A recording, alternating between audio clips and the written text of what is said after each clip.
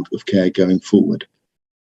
However, I do think we need to ensure some externality and expertise, and in keeping with the Royal College of Surgeons' advice, bring them in to support our multidisciplinary decision making in the most difficult decisions for some of our most complex patients. And I'm really grateful to Liverpool, as I've said before, in doing this. I think we need to recognise that the service does have some vulnerability. We are still dependent on some locum staff who, of course, have very short-term contracts. And whilst I remain convinced that it is the right model, we also need to consider what we would do if we were to lose staff, rather than, as we clearly need to do, gain further staff and make more substantive appointments to the service. So, Mark, yes, I think we are doing the right thing. We need to be very honest with ourselves now and going forward, should there be any changes or new challenges to our service. But working with external partners, I think we need to continue the same journey that we're already set on. Okay, thanks, Nick. John G, before I move on, are you happy that your questions have been addressed, or is there anything you wish to come back on? I think the key element really is having that assurance of where we are at the moment, and in terms of the fact that there is still recruitment going on, I appreciate it's difficult to give a timeline as to when the service will be fully staffed, both with new staff and ensuring that the existing staff are of the calibre necessary to deliver the service. But I would hope that we could, at an early date, have some clarity of when we will actually be up to full strength to deliver the model. As you've indicated, Nick, there's no recommendation to change the proposed model, but we do need to have some assurance of when we will be up to speed to be able to deliver that model to the scale as defined originally and outlined by the Royal College. Thank you. Nick, anything you want to add? I'm going to make no promises as to when we will be at full establishment. I would hope that I would always give you an honest view, and this recruitment is a very difficult area, particularly nationally in vascular services. What I can promise that we will be very clear with the board at all times about any difficulties in staffing and what, if any, implication that has for the continuation of this improvement plan. Just in that regard, Nick and colleagues, there is a clear expectation from the Minister that I will report to on a monthly basis. I would expect the communication and monitoring of progress to be more frequent than that in any case for the next few weeks, which Nick and Joe are aware of, and we'll certainly be returning to this topic at the next board meeting and probably the next several board meetings as well. Okay, I'm going to come to Richard now. Richard, your questions.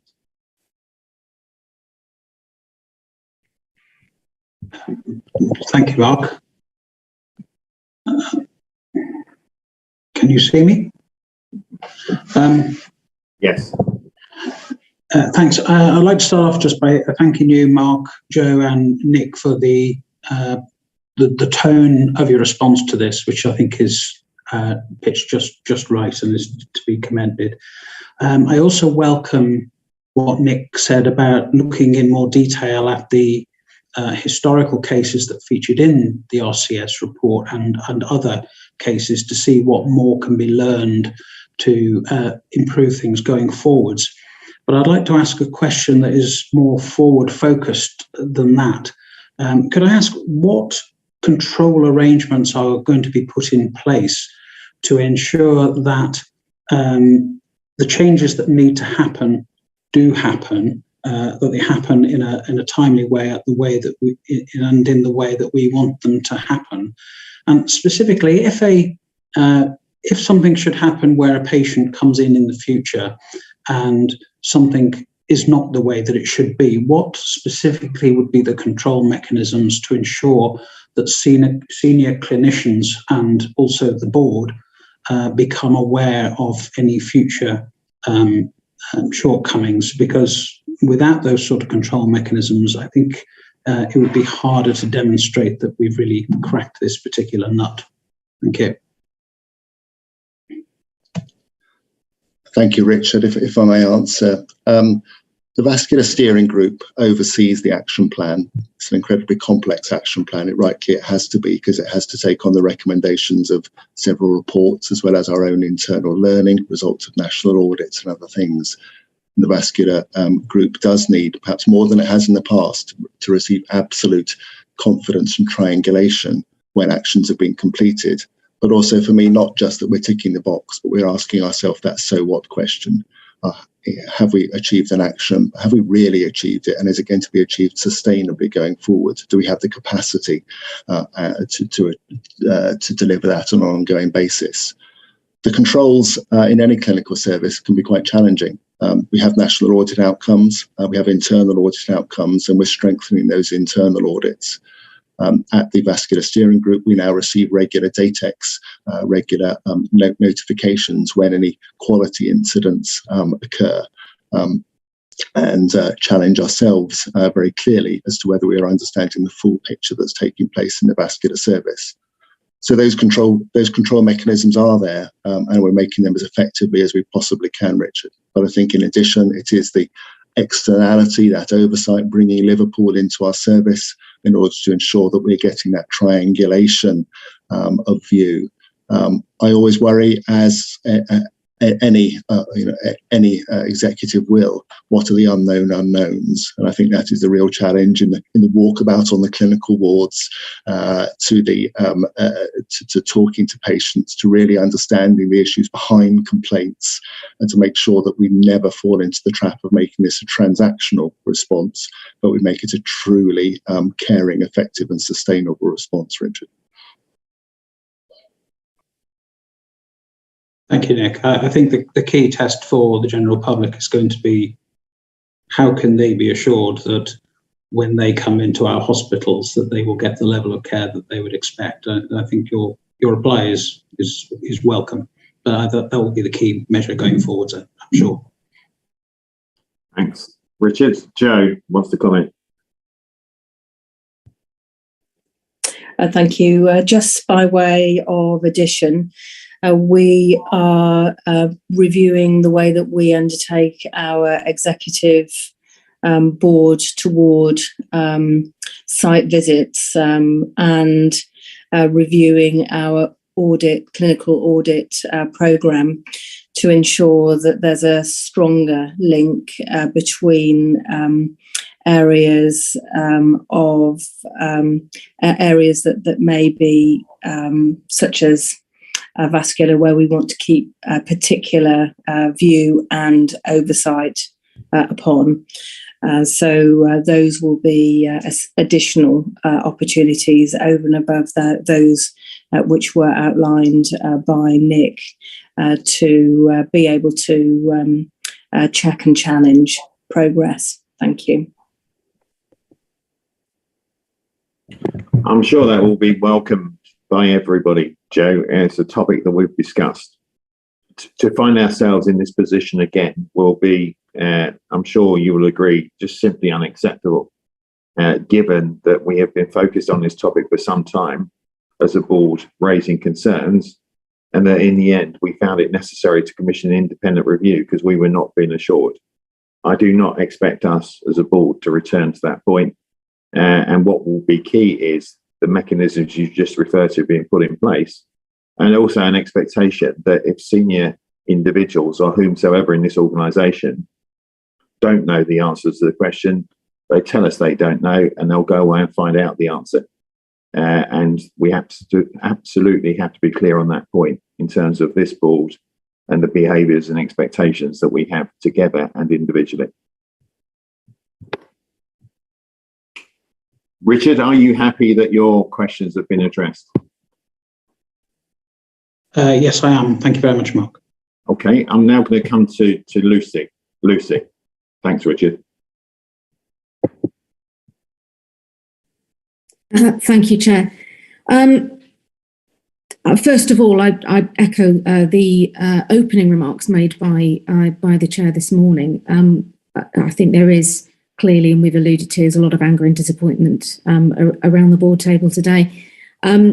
My question relates then to the fact that we received regular reports at QSE committee and to board as well, that this service was under significant scrutiny, particularly when you compare it with other services across the board.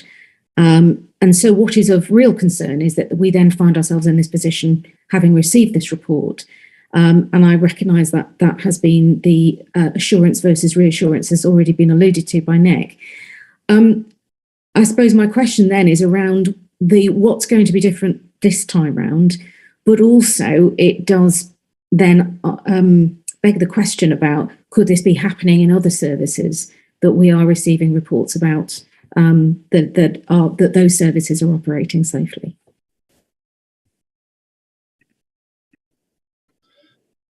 Thank you, Lucy.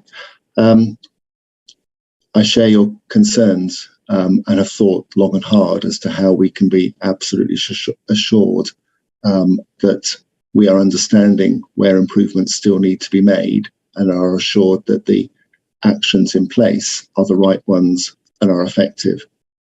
The answer, I think, for me is the triangulation of all the different sources of data, whether it be from Datex, whether it be from the action plan, whether it be from our internal audit, whether it be from our external audit, whether it be from our patient stories. And for me, perhaps going forward, I need to take more time to make absolutely sure that within all that picture, there isn't something that we are missing as we focus rightly on the action plans and the assurance behind those. Are there lessons for us as a board that may apply to other parts of the service that we offer our patients? I would say undoubtedly that there are, and indeed our senior clinical and operational leadership teams have already asked that question of themselves and continue to answer it, to ask it and to look for answers. I know that from that work that the quality of clinical notes across the health boards is not always what it should be. And I think that, and we're also can see issues in terms of consent and communication with patients, and already putting in place actions in partnership with the GMC and other external agencies to ensure that we put those right and the professional standards are exercised as they should be. For me, Lucy, there's a real question also for us as to the effectiveness and the efficacy of our annual clinical audit plan, which you won't be surprised to know next year will undoubtedly include a review of our clinical notes and our consent keeping.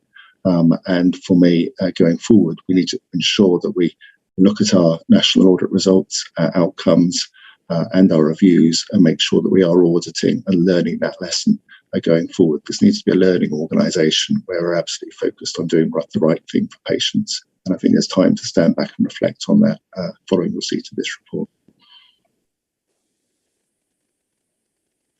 Lucy, anything you want to come back on or add? Yes, thank you, Chair. Thanks for that, Nick. And yes, we've discussed how clinical audit will receive more focus, which is very much welcomed. I do have to ask the question. You have again, you've alluded to it in some of your earlier responses. The question has to be asked as well about culpability. In respect to you've mentioned about professional standards, and there are discussions going on with regulators. Can you provide assurance to the board that the most appropriate steps will be taken, please, in relation to addressing some of those issues? Thank you. Absolutely, Lucy. We need to do the right and the fair thing by our patients to ensure that we ensure that our staff are following professional standards at all times. When they're not, that we ask the question and look at that in detail. I hope you'll understand, however, we need to do the right thing and we need to follow the processes exactly as we should do. Therefore, further discussion that might relate to any possible investigation of any individuals or any regulatory action, it wouldn't be appropriate to discuss now. Thank you. Now, of course, I appreciate that. Thank you very much. Thanks, Lucy. And on the subject of support and development, I think Lyn has a question in that area. Lyn. Yes, thank you. If I was a member of staff in the vascular whole service, what support and developmental needs are being given to me as a member of staff to allow me to reflect on what's been said, to move forward, and to have my voice heard?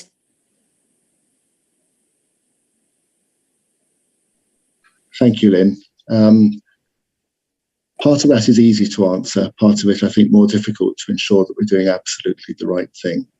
The GMC and the NMC provide very expert packages of professional standard workshops and teaching, and we're working closely with them to see whether we can adapt their existing packages to absolutely respond to the issues highlighted in this report. And one of those meetings is taking place in the next few days, and further workshops will be rolled out within the vascular service, but more widely. So there are actions, but I suppose for me, I do worry that there are some really good people within our service, loads of really good staff within the vascular service who are probably hurting because they come to work to do the right thing every day, and they do, because of course we're focusing on the failings of the service and the areas of challenge, not on the many successes. So I do still worry that we're not providing that pastoral support for our staff to make sure that we're listening to their hurt and their anxiety, and that we ensure that we don't find that the morale of the team starts to fall apart as we scrutinise it and as we hold them to account for delivery of good quality services. So the transactional stuff is happening, Lynn. I think we really need to examine whether the pastoral, the softer but really important stuff is happening as well, because that's just as important. So can we ensure that that does happen? Should we be putting programmes in ourselves other than just relying on external bodies? I think we are asking ourselves and our staff, perhaps more importantly, that question. And indeed, there's a meeting just after this in order to discuss how we can do that effectively and keep a continuing monitor on that going forward. Thank you. Okay, thanks, Lynn. Thanks, Nick. Any other questions the colleagues wish to pose?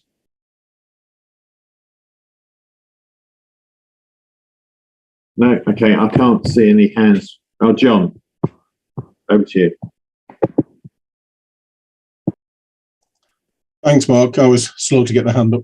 I was just reflecting on some of the earlier questions, and a key point of assurance for us is the vascular steering group to ensure that as we go forward, that the services are delivered to the right level of professional standard that we rightly expect to happen. Is it worth giving us a little bit more detail, Nick, in terms of the structure of that, its remit, so that we can gain assurance that it is going to operate in the right way, and that it's not perceived to be marking our own homework, if you see what I mean? Yeah, thanks, John. I've looked at the vascular steering group since joining the health board 6 months ago now, it is, to really ensure that we do that. We have brought in a patient story to each and every meeting to give you a flavour of the way the meeting works. We now receive regular summaries of complaints, DATEX incidents, and a view of our quality markers into the group, and examine those very carefully. We receive regular reports from the various work streams, whether that's from the effective use of the hybrid theatre, whether it's the recruitment of medical staff and other clinical staff, and I think following the second stage review, then further work stream reports will need to be coming through, and that work is already underway. There's always danger, isn't there, that there's marking of our own homework, and to that end, the Community Health Council have a representative on that group, and and that is a very useful challenge as well as support. And we also have patient representation on that group to really ask ourselves whether we're doing what we need to be doing, John.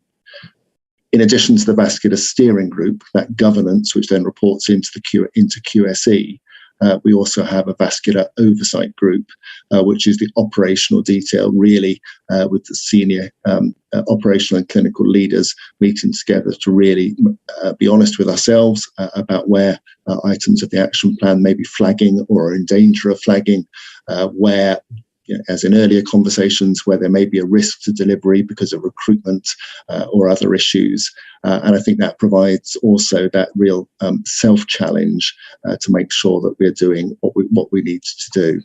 And additionally, of course, the board oversight and QSE's oversight for board provides us that. The externality of Liverpool and the vascular quality panel will, I think, also help us to triangulate our actions. Thanks, John. Thanks, Nick. I think it's that independent external element that I think just gives me more reassurance, and obviously the assurance will come as we operate that steering group and we work through the action plan going forward. But thanks for the update. Nick, you referred to an independent chair of the group. That being the case, I'd like to meet with them at some point, and perhaps if Lucy is chair of the QSC committee. So we are in a position to share some of the concerns that have existed around this service for some time and gain some assurance as to their role in chairing the group and how they will do that. Can that be arranged? Of course it can. We hope to confirm the appointment. If not already confirmed as we speak, it will be confirmed in the next day or so, and then can make arrangements for that meeting to happen, of course, Chair. Thanks, Nick. Lyn. Thank you. I'd like us to focus a few minutes on the patients that we treated in this service. Some of them will now see this report and be very concerned about the treatment that they've received, and their families will be equally concerned. What are we doing to help people and patients that have used the service?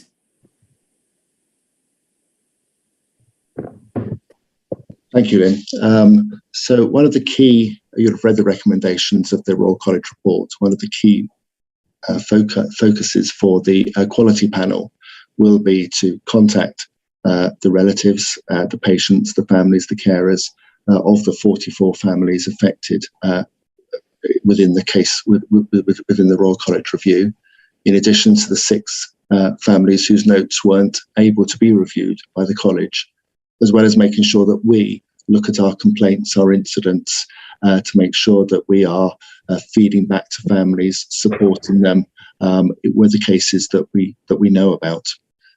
I would anticipate, and indeed over the last week or two, we have had a number of people come forward because of the media stories around vascular service rightly coming forward with concerns. I received a letter this morning which brought me close to tears in terms of the story that patient described in relation to the care we had given his wife in the past.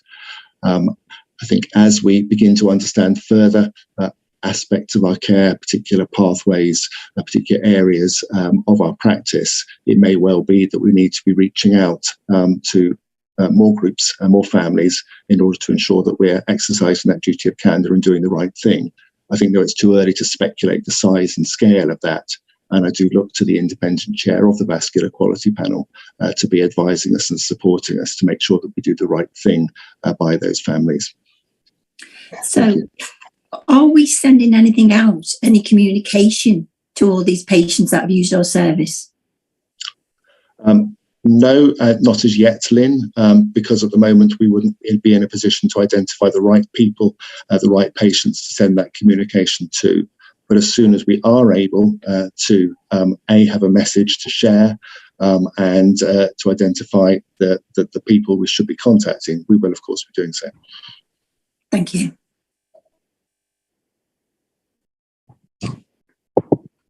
Nick, in that regard, I'd expect the Quality and Safety Committee, chaired by Lucy, to have a particular interest around the quality and safety of previous services and continuing services and the examination of any harm caused. You'll know that. I guess Lucy will know that, but we need to ensure that occurs in that forum, don't we? We do indeed, Chair, and I can assure you that we will. Okay. Thank you. Any other questions? No. Oh, yes, John Galanders. You want to come back in? Yeah, thanks, Chair. Different angle on the question, really. We've heard about the staffing vacancies, but I would just like a clarification with regard to the finances at the moment. Going forward to look at the original plan of how things were going to be delivered, do we currently have the financial budget to actually deliver that for the necessary staffing levels? And equally, are there any outstanding capital investments that need to be undertaken with a view to actually bringing the service delivery side up to the standard that was originally envisaged? So it's an overall budget element, both in terms of revenue and capital going forward, to ensure that we do have the ability to deliver the good quality service that we're aiming for. Thank you. Thank you, John. So there is a vascular component to our IMTP process for the coming year, and a recognition that there does need to be further revenue investment in the service. And I would not foresee that there will be, that I think the rate limiting factor will not be finance, it will be recruitment, and finding the right people of the highest calibre to support us in development of the service. In addition, in terms of revenue, we're currently reliant on some agency staff who, of course, are relatively high cost. So whilst there will be additional expenditure in supporting additional staff, the net cost perhaps won't be quite as high as it first seems, John. But I would emphasise that this is not a revenue finance concern for me. This is a quality concern, and there is that need to identify the highest quality staff. In terms of capital investment, I'm not aware of any significant capital investment to support the vascular improvement plan. Of course, we've already invested hugely in our state-of-the-art hybrid theatre, which is, really is state-of-the-art, one of the nation's best. And that is right at the foundation of the service going forward. So no, John, in terms of additional capital, I don't think there's any significant requirements. Okay, thanks for that. Could I just come back on the point you just raised around agency staff? Do we have any indication at all about the percentage of staff which are actually permanent BCU staff versus the percentage of staff that we're having to rely on an agency basis, which I presume could end up with fluctuations of who is actually available to deliver the service at any one time? Because that appears to be a significant risk element if we are using agency staff who are actually having to backfill some of the core roles that we need to deliver the quality service. Thanks. Yeah, so we do have that detail, of course, John, and the headline summary will be to the consultant level, recognising that the service isn't just about consultants. We currently have two high quality agency staff supporting a combination of substantive staff, consultant staff, but also some longer term non-agency locums who are in place. So our work is to increase our numbers, to convert our agency staff reliance to a longer term locum that we employ directly, and convert those longer term locums into that full substantive workforce. But our current two agency doctors, high quality and brilliant as they are, you're absolutely right, our point of weakness and vulnerability at the current time because of the contractual arrangements with agency staff. Thanks, Nick. Jackie, did you have a question?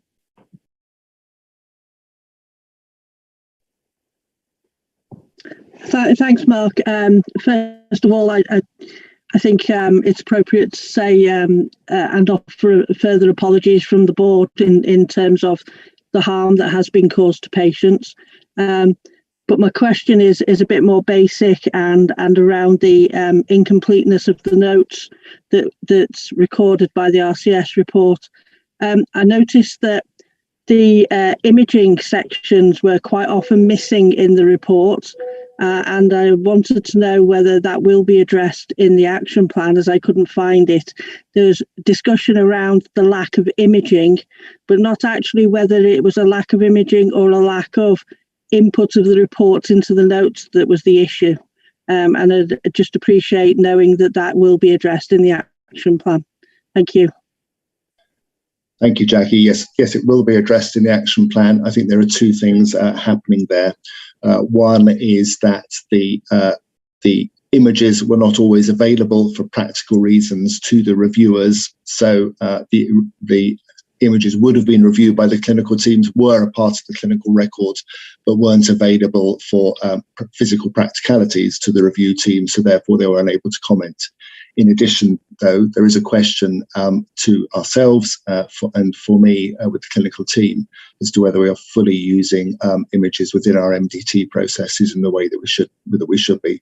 And of course, that's where we are very lucky, fortunate to have Liverpool working alongside us going forward in order to be able to give me that assurance.